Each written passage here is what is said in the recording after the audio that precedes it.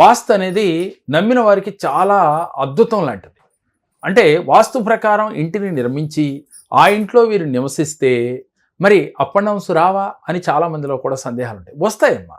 ఎందుకనంటే వాస్తు ఎంత బాగున్నప్పటికీ కూడా వీరి గ్రహస్థితి అనుకూలత లేనప్పుడు వాస్తు ప్రభావం ఏమీ చేయలేదు. దీనికి ఉదాహరణ ఏంటంటేనమ్మా, వీరికి ఎప్పుడైతే గ్రహస్థితి ఎప్పుడూ ఒకరికి అనుకూలంగా ఉండదు. ఆస్ట్రాలజీ ప్రకారం గ్రహస్థితి మైనస్ అయినప్పుడు వాస్తు ఉన్న ఇంట్లో ఉండటం వల్ల మనకి కొంతమేర కష్టాల నుంచి బయటపడతాం, కానీ 100% బయటపడలేము.